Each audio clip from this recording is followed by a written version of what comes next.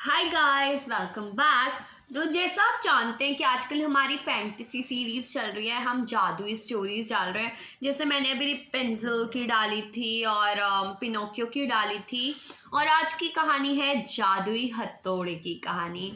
तो मानसा गांव में एक लोहार राम गोपाल रहता था। उसका एक बहुत बड़ा परिवार था जिसको पालना बहुत मेहनत था, तो उससे बहुत काम करना पड़ता था। रोज की तरह आज भी काम पर जाने से पहले राम गोपाल ने अपने खाने का डिब्बा बांधने के लिए अपनी पत्नी को कहा।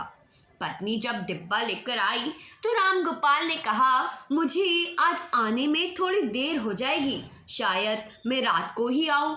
इतना कहकर राम गोपाल अपने काम पर निकल गया। काम पर जाने का रास्ता एक जंगल से होकर गुजरता था। वहां जैसे ही राम गोपाल पहुंचा, उसे कुछ आवाज सुनाई दी। जैसे ही राम गोपाल कुछ पास आया तो उसने देखा कि एक साधु भगवान का मंत्र जपने के साथ ही हंस रहा है। हैरान होकर राम गोपाल ने कहा, आप ठीक तो हो?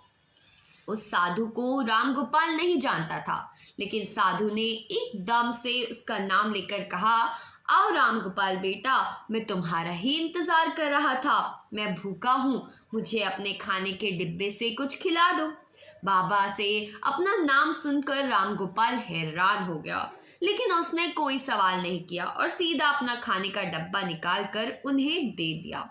देखते ही देखते बाबा ने राम गोपाल का सारा खाना खा लिया। इसके बाद उस साधु ने कहा, बेटा मैं तो सारा खाना खा गया, अब तुम क्या खाओगे? मुझे माफ करना। राम गोपाल ने कहा, नहीं कोई बात नहीं, मैं काम के लिए बाजार जा रहा हूँ, मैं वहीं खा लूंगा। यह सुनकर उस साधु ने राम गोपाल को खूब आशीर्वाद दिया और भेंट के तौर पर एक हथौड़ा दे दिया। राम गोपाल ने कहा, आपका आशीर्वाद काफी है, मैं इस हथौड़े का क्या करूंगा, इसे आप ही रखिए।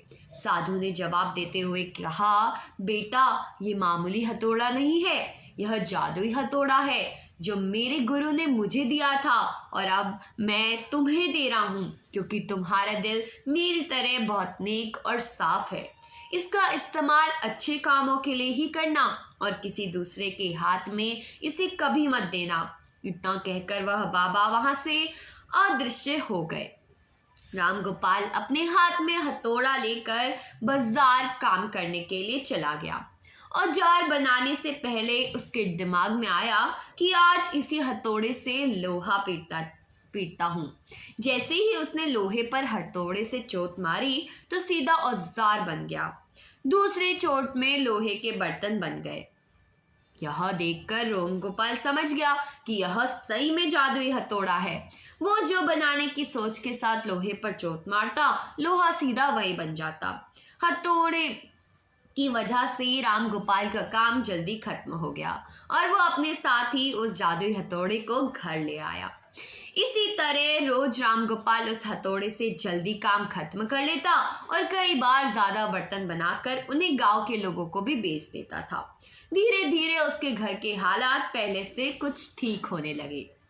एक दिन गांव का मुखिया उसके घर आया और बोला, हम गांव वालों को शहर जाने में बहुत ज्यादा समय लगता है, क्या तुम अपने हथौड़े से गांव और शहर के बीच आने वाले एक पहाड़ तोड़ने में मदद करोगे? इसके बीच में एक सड़क बना लेंगे और गांव से शहर का सफर आसान और छोटा हो जाएगा। मुखिया की बात सुनकर राम गोपाल ने उस जादुई हथौड़े से उस पहाड़ को तोड़ दिया। मुखिया और गांव के लोग बहुत खुश हुए और उसे बहुत शाबाशी दी। पहाड़ तोड़ने के बाद घर लौटते समय लोहार के मन में हुआ कि इस जादुई हथौड़े से मेरा काम जल्दी हो जाता है, लेकिन कुछ ज्यादा फायदा तो होता नहीं है। इसी सोच में डूबे हुए लोहार घर जाने की जगह दुखी होकर जंगल की तरफ चला गया। राम गोपाल ने अच्छे से साधु बाबा से उस जादुई हथौड़े को इस्तेमाल करने का तरीका सीखा। उसके बाद राम गोपाल ने बहुत धन कमाया। आज राम गोपाल एक अमीर आदमी बन गया है।